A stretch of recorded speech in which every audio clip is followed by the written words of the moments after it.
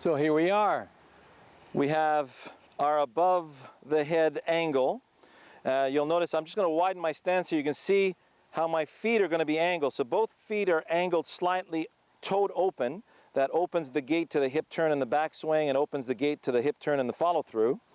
And my feet are basically shoulder width apart, because when you get too wide, it locks up your turn, and if you don't turn enough, then your rib cage is going to get in the way of your arm swing, okay? So if you guys remember my stop crashing video and how to coordinate arm motion with body turn, we're just letting the arm fall. There's the crash.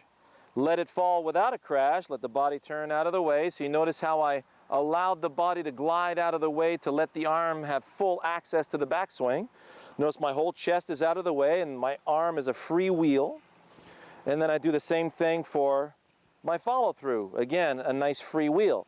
So we go into the perpetual motion swing, and the way to do that, of course, is through my crane and wrecking ball. I'm just letting my arms fall. So dead weight fall, dead weight fall. See how there's no crashing of my right arm into my rib cage on this side, and there's no crashing of my left arm into my rib cage on this side. So you'll notice how my right arm at one point has to fold naturally. So it folds out of the way, and my wrists hinge on their snuff boxes. You can see the angle of my hands right here. I'm not trying to keep this flat. You know, I'm not trying to, there's no collapse, there's no cupping. So you can see how both hands are hinging naturally on their snuff boxes. And you'll see that when my arms fall, right, so there it is. When my arms fall, the body turns out of the way. They keep falling, the body keeps turning.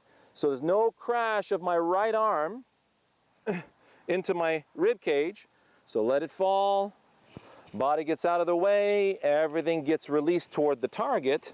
Now as everything gets released toward the target, you notice how right here my right arm crosses over my left arm. That's all gravity done, all done by gravity, right? And how my left arm folds out of the way for my right arm to extend toward the target. It hasn't collapsed into my body.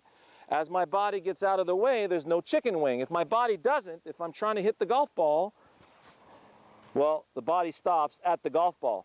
Now I've just hurt my right rotator cuff, and my left arm has been forced to collapse into my body, and that's where you guys are going to start letting go of the club. You're going to get all kinds of wear spots on your glove here because you're letting go of the club at that particular position.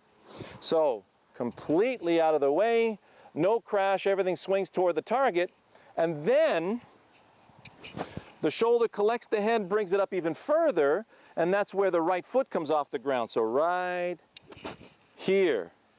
Now I've got this beautiful extension out there toward the target. Body's in great balance, and if my focus is at the target, the weight shifts naturally in this direction, the body opens naturally in that direction. So not only, you're not going to be focused on the no crashing during the swing, you're going to be focused on freedom to a target. Now for all you lefties out there, this is why it's so easy for me to perform the task in both directions. I just went a little deeper into the rabbit holes, no big deal.